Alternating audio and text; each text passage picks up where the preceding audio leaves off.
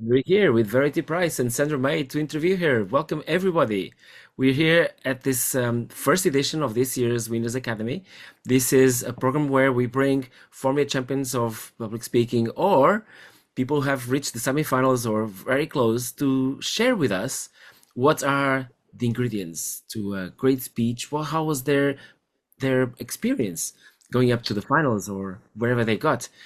And so that we ourselves can be incentivized how we have this insight into how we can also be champions in the future. So without further ado, I'm not going to be actually in charge of this meeting. It's actually going to be Sandra May, who's prepared herself very thoroughly for this, she says. So Sandra, go for it. So, are you ready for this? Yes? Let's go. Hello, everyone. My name is Sandra May, and today I have the pleasure of hosting this session. Thank you for joining us on this Winners Academy event. As you know, Winners Academy is a project that was born in our District 107. The purpose of this initiative is to bring together winners and aspiring winners. But I have a question for you. What does it take to be a winner? Well, maybe, and just maybe, the first step is being in a place like this. A place where sharing is a special ingredient, because sharing is caring. And today, to take care for us, we have a very special guest. This guest is someone who approaches life a little differently. Mhm. This guest has gone from walking 1,200 kilometers across France and My Spain lord. in hiking boots in memory of her parents, to performing in high heels to full audiences in Nashville and New York.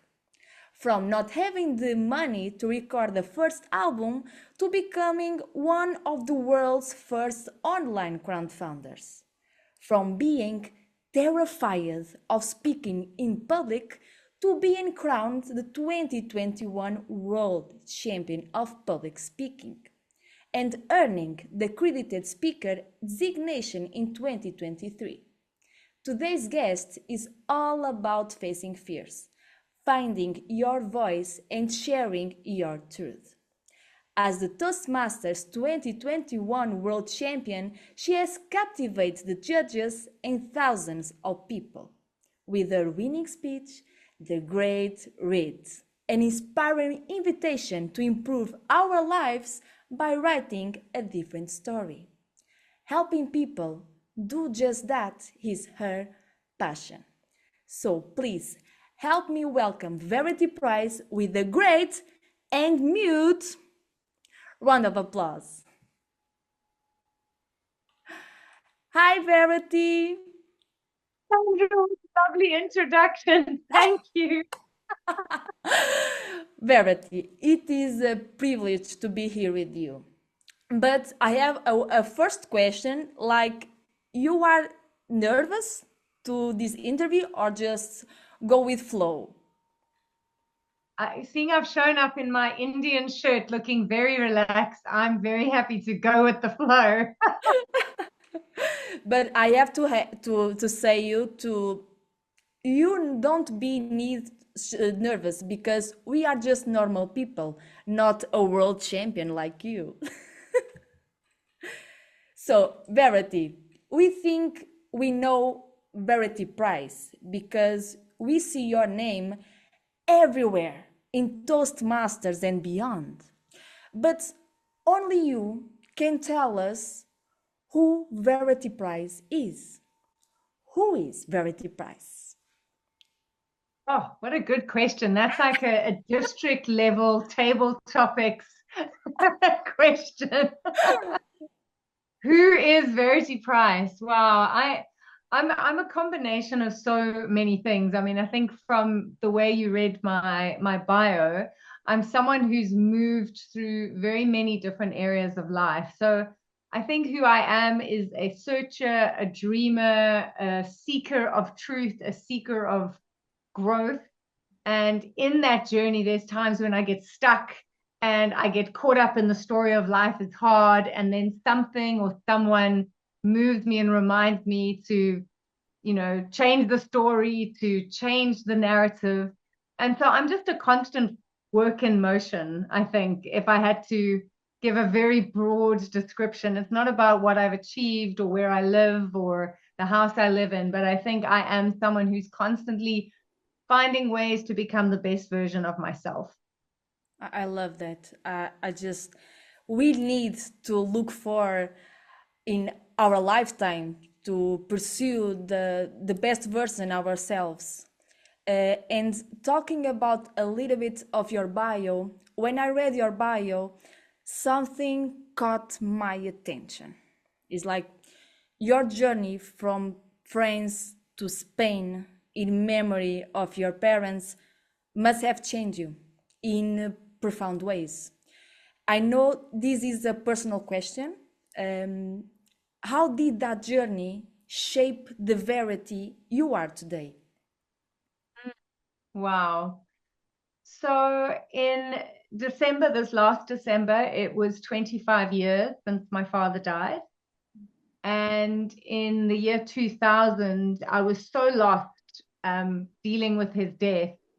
And I didn't know what to do. I just didn't know what to do with my life. I was 25 years old and I wasn't ready to have lost a parent. And I read The Pilgrimage by Paulo Coelho about the Camino to Santiago de Compostela in Spain. And so I read this and I saw a map at the end of the book and I was like, this is a real thing. And I made a decision that I was going to walk across Spain in my father's memory. And I left 6 weeks later with no training. I had one book. We hardly even had the internet back then. I just arrived in the Pyrenees and I walked by myself for 800 kilometers across Spain.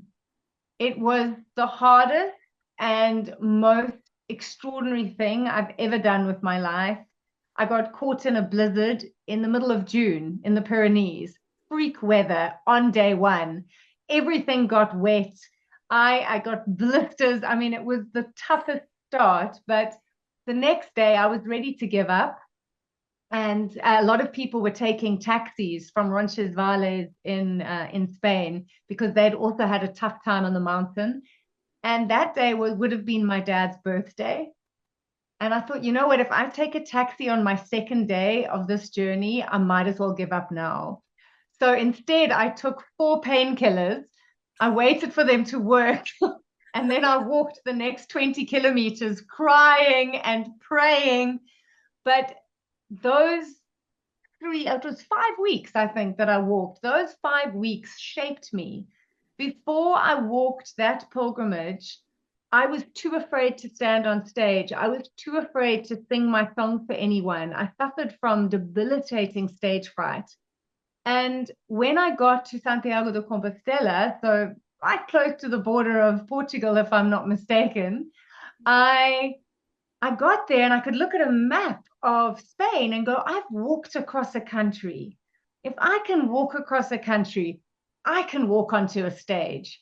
And that was when I started my journey with being on stage, being with audiences. So it changed my life, that first pilgrimage. I did another one when my mum died, and that was in France. Well, Verity, thank you so much for sharing that. I know this is a personal topic, but I think it is very important because this journey shape you and transform yourself. And like many Toastmasters, at the beginning, you felt afraid of public speaking. What motivated you to keep going? Ah. So my fear was of singing. I'm an unusual Toastmaster because getting on stage for me in my 20s was to sing and to share the songs I was writing. So I think the songwriting led very nicely into speech writing. But the fear of getting on stage and singing was so strong that it took me 7 years to get on stage. I started songwriting when I was 20 and I got on stage when I was 27. And I think it's important for people to know that that's how long it can take us to face a fear. I lost my dad at 25. I walked across Spain in his memory. I still took time working with a coach, working with a producer to build the courage to get on stage. But the reason I wanted to find that courage, the reason I wanted to face that fear was that the message I had inside of me in the form of my songs was something I wanted to share with the world. And I think this for anyone, if they're afraid of speaking, if they're afraid of having their voice in the world, you just have to have a message and a purpose and a passion that's bigger than that fear. And when you find that, that's when I think you come to organizations like Toastmasters to help you face the fear so that burning fire inside of you can get out into the world. So, and tell me one thing. Do you still feel the butterflies in your belly after you step the stage? Yes, yes, Really? absolutely. It's different. It's different times. But tomorrow I've got a big event in the United States. It's for a new client. And for 2 days already, I'm like, oh, checking everything. You know, I will be confident. I will have fun. But I think the butterflies mean you care. And if you stop feeling the butterflies, something is wrong. Yeah. So do you feel a lot of responsibility to step and stage and communicate for the audience? And that butterflies is a good thing to feel, right? Absolutely. I think that when you're feeling nervous, you always have a choice. And not everyone knows this, some of you might, but our brain, your brain, processes fear and excitement in the same place. So if you're feeling really scared to do something and someone else is feeling really excited to do the same thing, the same part of your brains would be lighting up. And so, where I find that really helpful is that when you're feeling nervous, when those butterflies are there, you have a choice. You can tell yourself a story of, I'm afraid, this is difficult, I don't think I can do this. Or you can tell yourself the story, this is exciting, I've worked hard, I get to share my idea with this audience. And so you can write a different story about nerves. And I think that's very empowering for anyone. Yeah, it is amazing how personal growth in general can take us in unexpected directions. Because let's see, you once walked 1,200 kilometers to honor your parents, a journey that changed you. But you also went another kind of journey because you have a fear. At one point, you were afraid of stepping the stage, and a few years later, you became the 2021 world champion of public speaking. So, how does someone process that emotionally? I think the the answer to that, just for me, that comes when you ask such a lovely question is I took time. I took time. I was in Toastmasters for 10 years before I won the world championship. I'd been speaking for 15 years before I won the world championship. And so it was small little steps that got me to a space where I could put in the work and the time and the effort that goes into competing. And Isidro knows all about that when you're competing at the level of getting to the finals, how hard you work. But it wasn't my first attempt. So the processing had taken well over 15 years. Some people get thrown into that level of success their first attempt, which I don't think is easy. I don't think it's easy to win the first time you do something. In fact, I think the time it takes helps you be ready for what comes with it. Yeah, that is truly inspiring because 10 years, it it's a long journey Yeah.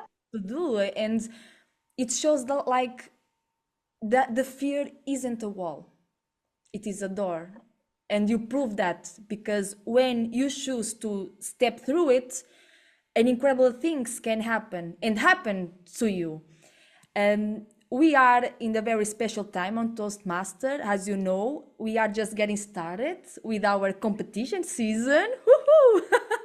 A time when speakers challenge themselves, refine their skills, pushing themselves to the limit, delivering their best performances.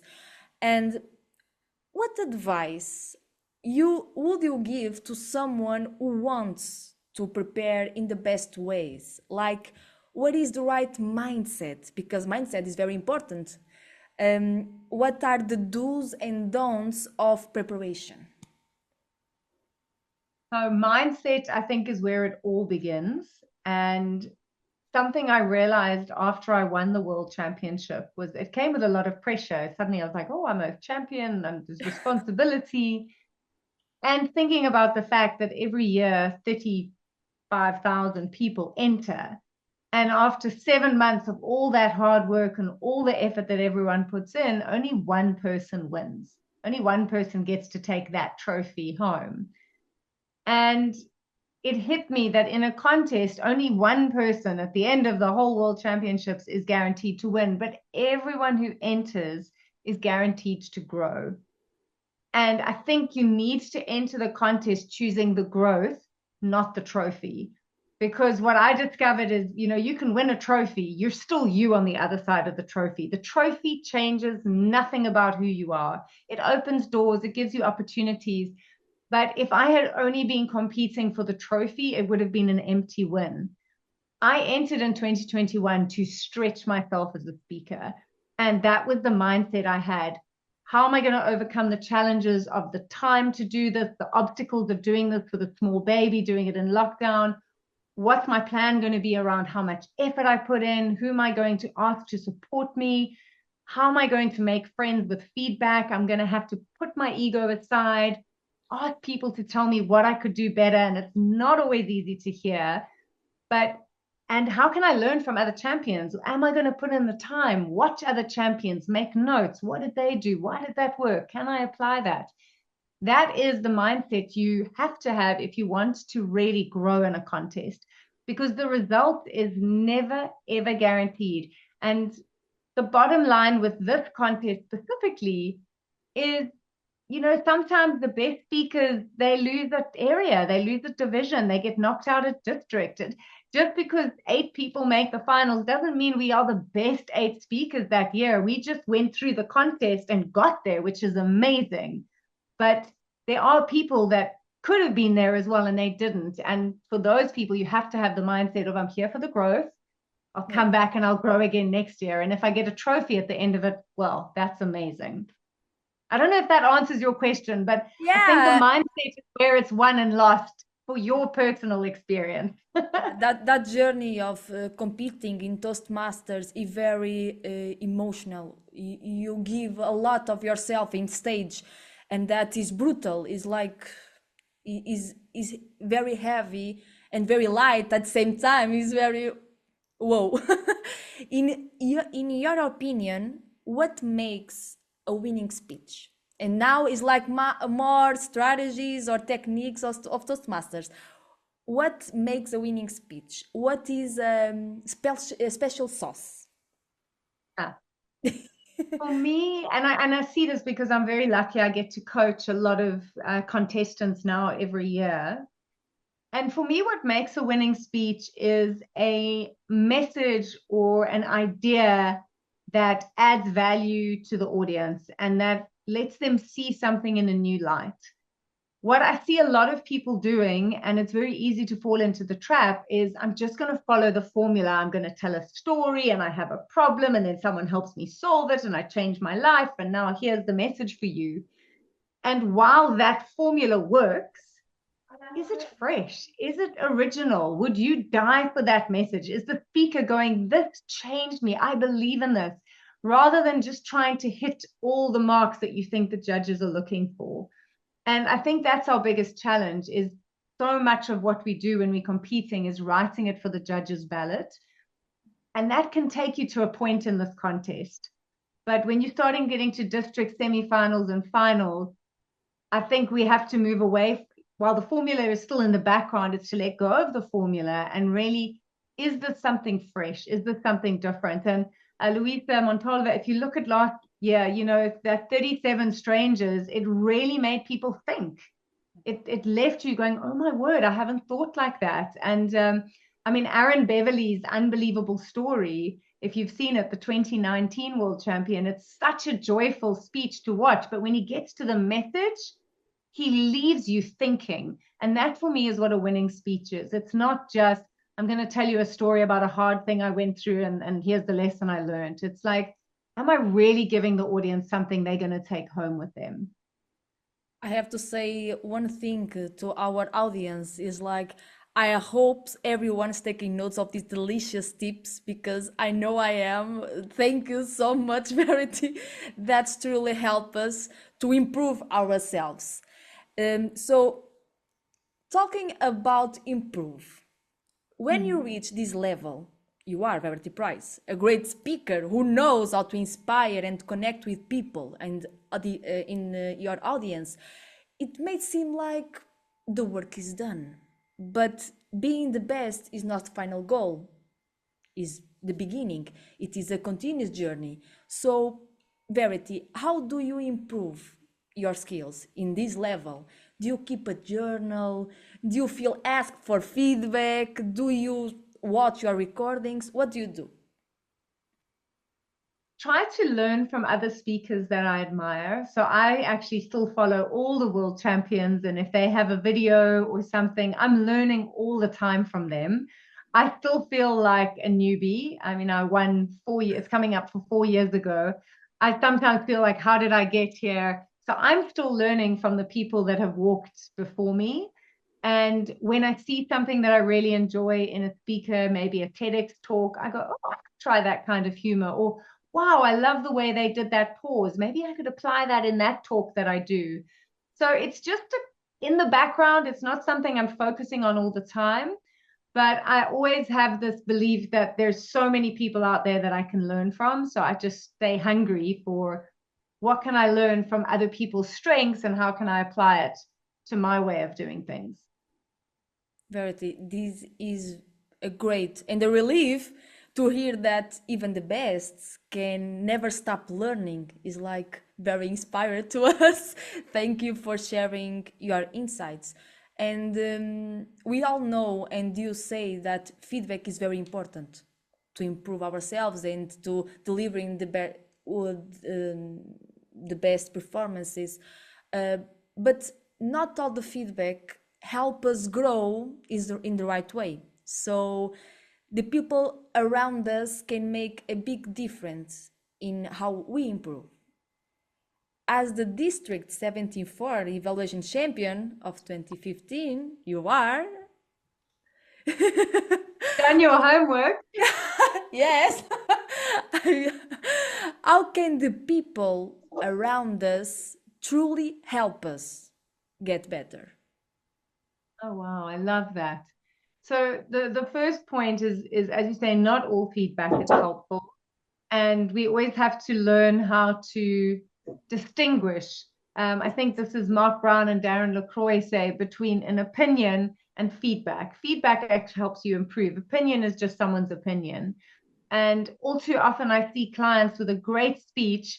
They go away and they practice at some clubs, and then they come back to me and they've changed everything because three different people gave them very interesting opinions and they've lost faith in themselves. So that's one of the things with feedback. But I think that if someone is coming, and that's why I love evaluations in Toastmasters, if you do them properly, you are paying attention to someone's craft.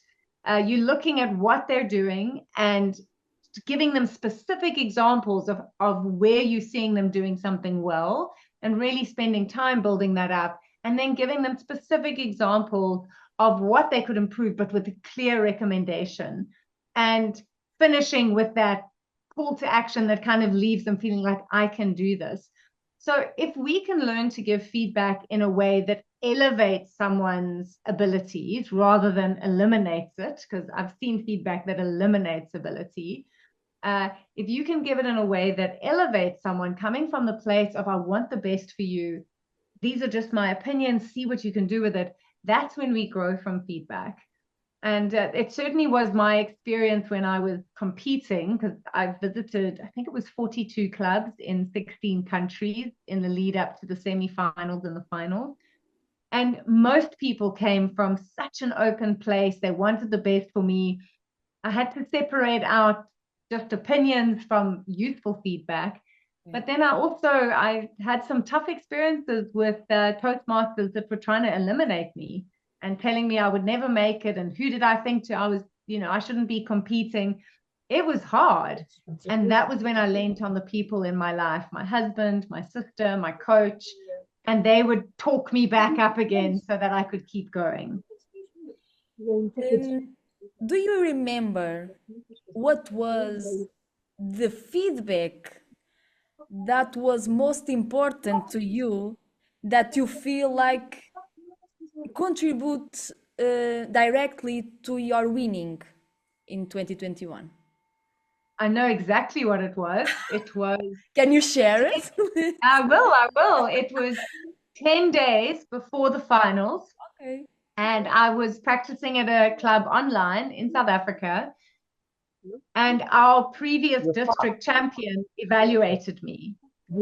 And my speech at that point, my dad's story, A Great Read, the message was based on a book by, or a quote by Wayne Dyer, which was, when you change the way you look at things, the things you look at change. That wasn't what my dad had said in his letter, but because he'd said work on an attitude of gratitude, which I didn't feel was strong enough. So I was using this beautiful quote. People were loving it. Change the way you look at things. They loved the message. And Gary Tintinger, my evaluator, said, Verity, this is great, but I'm just wondering, your message isn't original. That is a Wayne Dyer quote. I think you're going to lose points. Can't you say the same thing in different words? And I was like, no, don't ask me the 10 days before the finals. I don't know what I'm going to say. And I got off that meeting and I phoned my sister, Kay, going, it's such good feedback, but I don't know. And she said to me, Verity, what was Dad trying to say in his letter? And I said, well, he was saying I should tell a different story. And I thought, oh, I like that. So I took that to my coach, Lance Miller, and we were having a call, and he said, well, isn't it more powerful if you say write a different story, because there's more of an action? And in that moment, I just knew. I knew we had found what the speech needed. But I wouldn't have got there if Gary hadn't given me that feedback at the club meeting. So that was the thing that I believe made me win. Whoa, that is truly powerful and makes a lot of sense, because it really shows that the quality of feedback is just as important as the feedback itself. It is very important, and having people who are honest and truly constructive and who truly want to see us grow can make all the difference. And Verity, do you remember like the worst feedback, or not the worst, like the that doesn't make it sense for you? It's like, no, thank you for your opinion, but I'm not gonna to step it. I think there was a lot where I was like, no, thanks, that's sweet. But Okay. the hardest feedback I got was at a club in Europe. Oh. And I had an evaluator. They had a verbal evaluation for me, and it was difficult because I was doing two speeches at each club. I would do my semi-final speech, take a 3-minute break, and then do my final speech. So I was exhausted trying to remember each speech, and I'd probably done another meeting that day. So it wasn't my best, but I was doing my best. And this evaluator said to me, I've been judging for a very long time. And when I'm judging a contest, when the first contestant goes, I just give them 50%. Doesn't matter what the speech is. And then every other speech after that, I judge it against the 50%. So I was like, wow. And then he said, but honestly, if it was you, I would just leave you at 50%. Oh my God. I didn't get out of bed for 2 days after that because he carried on. He kept going, this is not world class. You're never going to make it.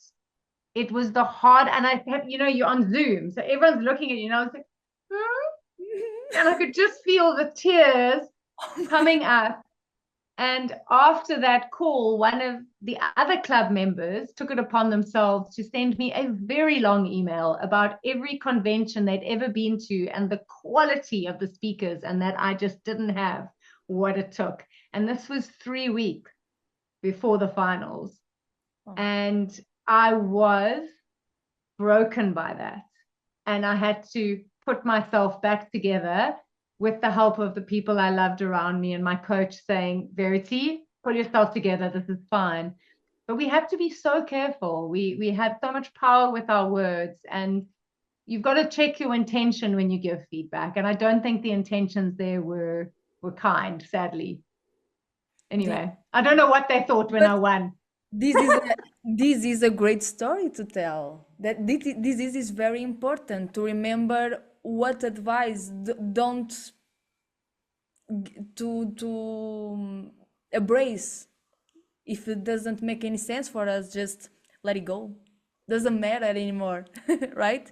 And so the right mindset you have to do with you, because this feedback just was too harsh, too hard to hit you, and like change the way you acting and thinking about speeches.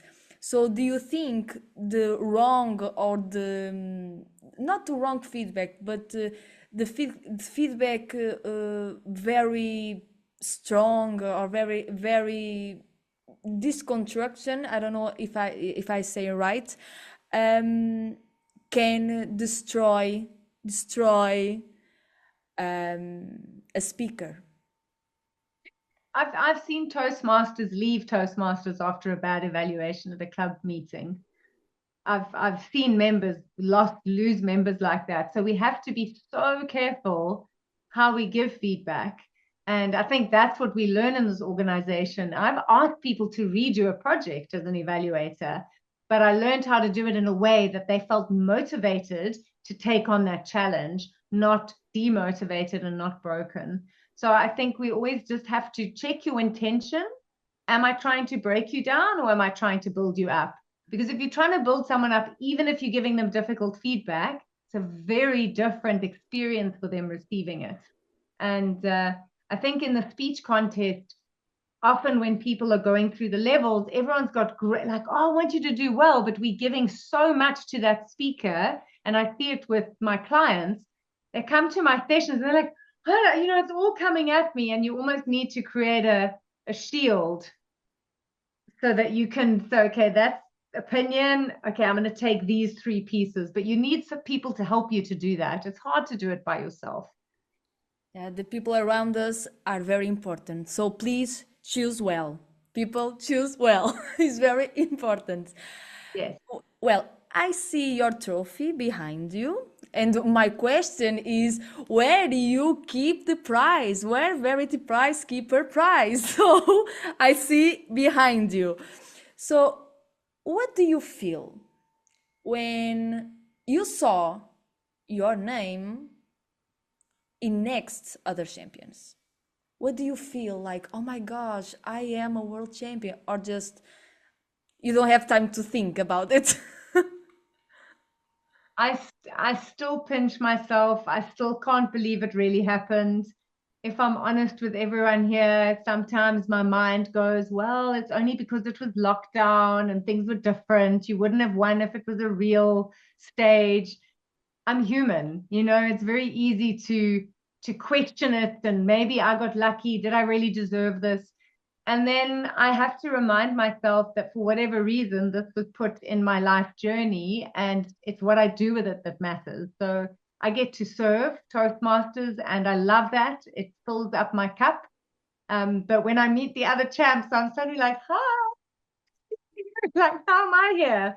And I think most of them feel like that. So we're just human. the, it is very important to ask you, but do you still remember your first session of Toastmaster?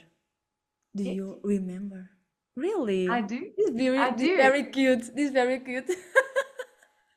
Can you sharing I to can. It us? was January 2011. I went to a small little club in a town called Fishhook in Cape Town, tiny seaside town, because my sister was a member and she was doing her icebreaker. And she said to me, I belong to this organization called Toastmasters. Please come and see me speak. And I went, I didn't know what to expect. And I just was like, I don't know what she's doing. Let me go along. And I remember from the moment I walked in, just being taken by the kindness, the welcome, the warmth that was happening, how everyone was telling her good luck. And she was very nervous. She was terrified. She was shaking and she did her icebreaker. And when she finished speaking, the whole club stood up and they gave her a standing ovation. Whoa. And the lady next to me said, This is what we do when someone does their first speech. And in that moment, I just had this yes feeling about Toastmasters. I thought, wow, this is special.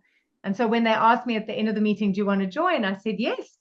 And that was it. Here I am 14 years later. Oh my gosh. Yeah, Toastmaster is a big family. And Mm. I feel that too. It's very important to remind the first sessions and to know we are doing here and sharing our experience and our stories. This is very incredible thing to think. Verity Price is like you are a world champion and you are just a normal people too. It's like, but you started like us, and is very inspiring for me. It's like whoa, like whoa. Verity, do you do you prefer, this is an unfair question, but do you prefer delivering speeches in Toastmasters or giving evaluation, a feedback? Easy one for me is giving feedback. I love giving evaluations. And honestly, I haven't done a speech at my club in a good 5 years. Oh my God. Other than when I was competing, I do a lot of training, I do a lot of teaching in Toastmasters, which I don't see as the same thing. Um, but I do enjoy giving feedback. I get a lot of energy from listening to a speech and seeing how someone can take their speaking to another level. So that's definitely my first love. And I think that's what made me a good speaker, was being learning to be a good evaluator. And you still singing or just speech? No, only at big No, conferences. No. why not? Because you have two talents. So you are a speaker and a singer. No, if I do big events, I will often my keynotes might end with one song, but I stopped performing actually in 2011 when I joined Toastmasters. Who knew? Oh my gosh. I think you continue sing, but well, life is life. So, Verity, if you have an just one advice to convince someone to join the Toastmasters, what do you tell? I always say to people, if you want to become the best version of yourself, really step into who you are and who you want to share with the world, this organization is going to help you do that. It's going to help you find your voice, to dig into the stories that matter to you, to find the lessons that you can share, to get your ideas into people's minds, to step into leadership, to get out of your comfort zone and become the best you can be. That's why I joined. That's why I'm still here. So when I share that with people, we often get new members. Please, people, join us. We are a great big family, right? Exactly. Well, we are reaching the final moments of this incredible interview, but first I have a challenge for you, Verity. You know, Okay. we are Toastmasters and we never say no to a challenge. So, your challenge is you have exactly not 1 minute, 3 minutes, 3 minutes, 3 minutes to inspire the world. Just like that, okay? I'm going to put the timer. Woo! Okay. She's Like putting that, a lot of a pressure real, on like a me. real session, like a real Wow. session. And okay, you have 3 minutes to inspire the world. Okay, are you ready? Yeah. Go. And then I will laugh for the first 3 minutes and hope everyone laughs with me and feels inspired. How would you want to inspire the world? I love that. I think for me, the biggest lesson that I could share with anyone is that in life you have a choice. You can either have life be something that happens to you or something that happens because of you. And my father used to share a quote with me growing up saying there's three types of people in the world. There are people who make things happen, there are people who let things happen, and there are people who wonder what the hell happened. And you have to choose which kind of person do you want to be. But when you choose to be someone who makes things happen, then you start becoming the author of your life. And all of us have that control. We don't have control over our circumstances at times. We don't have control over what other people do. But the bits that we can control, when we start making things happen because of us, I think that's when you step into the most empowered and most beautiful version of yourself. So let's get out there and make things happen. Woo! Whoa! In 1 minute? Whoa, Verity, that's very cool. You changed the world in 1 minute. So now I'm going to pass the word or the stage to our audience. So anyone in here have one question to our Verity? Please raise your hand, okay? To continue this organized event. Okay, Ah, Isidro. Woo. Hello, Verity. hello. I don't know what is wrong with you, but every time I talk with other people about you, they say, no, this is a lie. I don't know why. I tell them that I let you win that final on purpose, and they tell me this is a lie. I don't get it. Verity, my question for you, actually, I asked Cyril the same question last year. If you hadn't won in 2021, would you continue to compete? Ah, good question.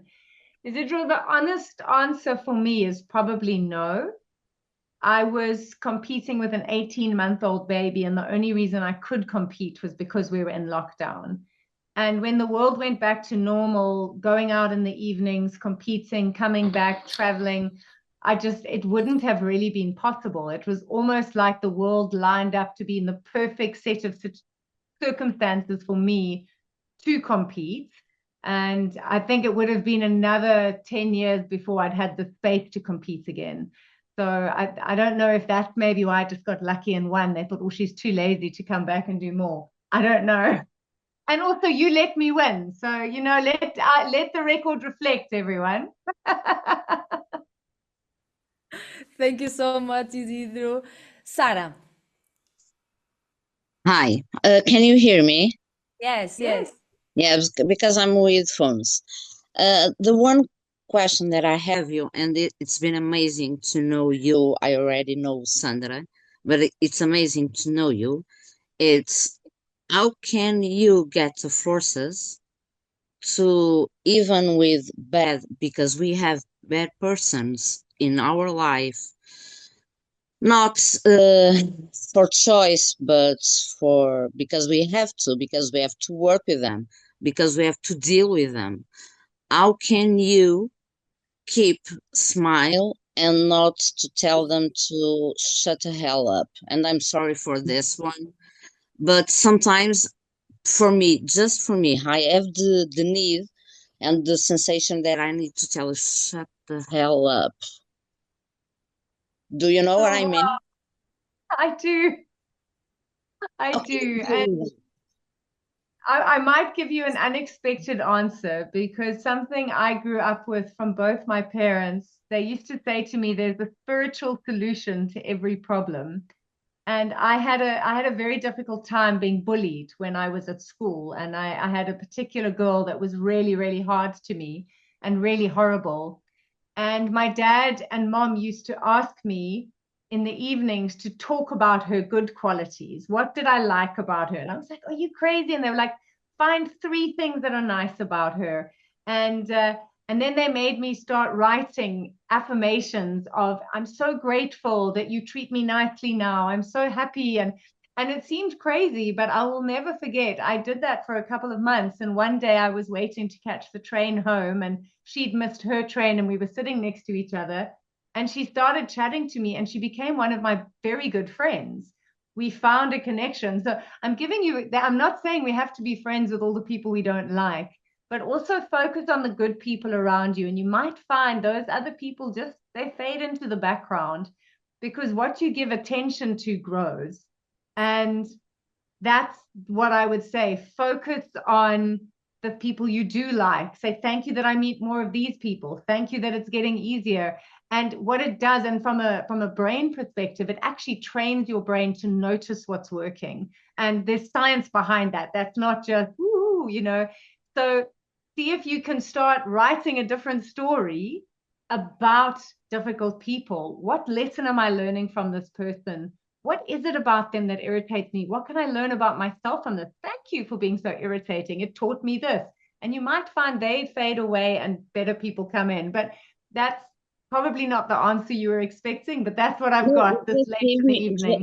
you just gave me a great idea because I'm writing some of my feelings. It's kind of a book, and I can just put this person or these several persons of my team like one personage. Yeah, in your book. Yes, I love that. See it as a Thank you. gift, and you'll be amazed at how it becomes one. Thank Thank you. thank you so much.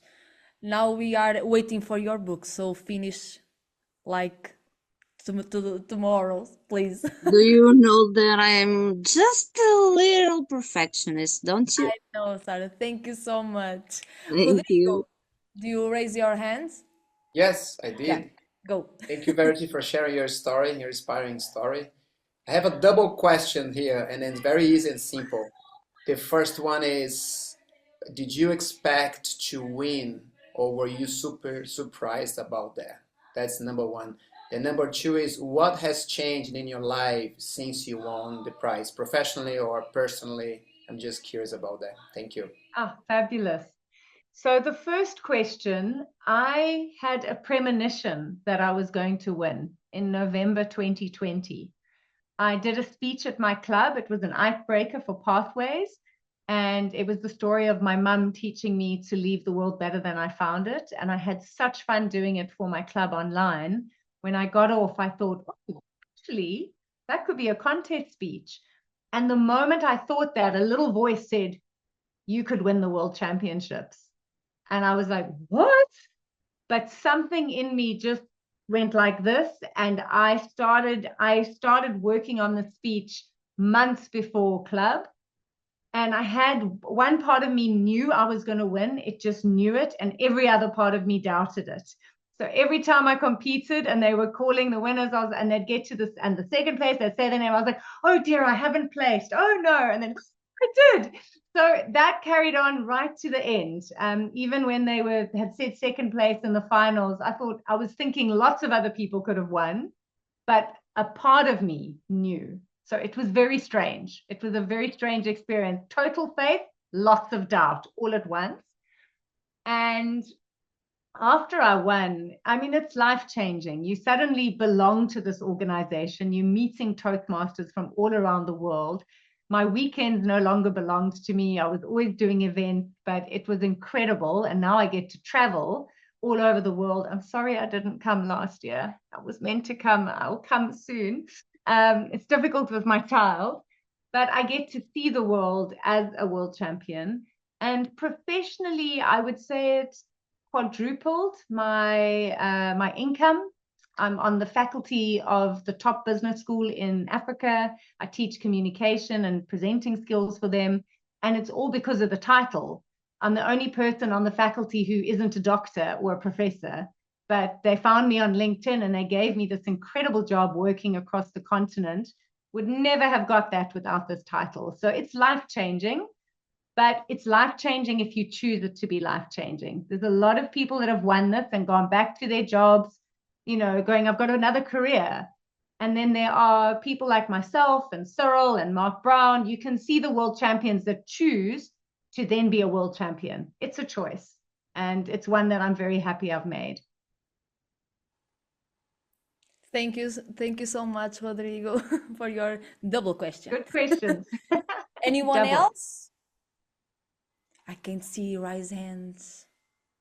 Okay.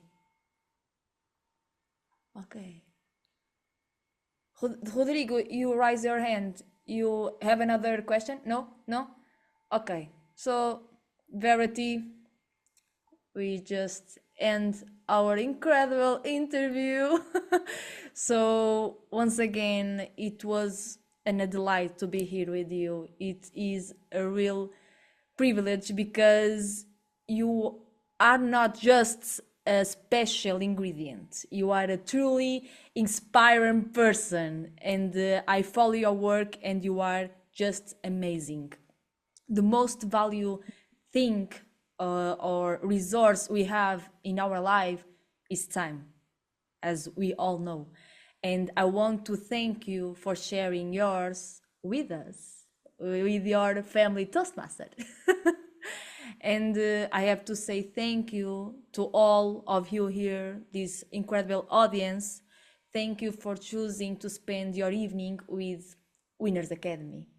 And I am sure now each one of us is one step closer to winning, because winning is not just a title, it is a mindset. Thank you so much, and I hope to see you all soon again. Thank you, Sandra. Thank you all so much for having me. It's really been wonderful. You are welcome every time. Bye bye. Thank you, Verity, so much. Thank you. It's so lovely to see very you much. again. Thank you, everyone. Wonderful. Bye. Thank you, Verity. Thank you, everyone, for being here. Thank you. Just to remind you, this will be recorded. Well, it has been recorded, and it will go online, and it will be shared on our website. Okay, so we hope that we can come back very soon with another champion, and we'll have more another great interview, I'm sure. Thank you so much, Verity. Thank you so much, Sandra. You've done an amazing job.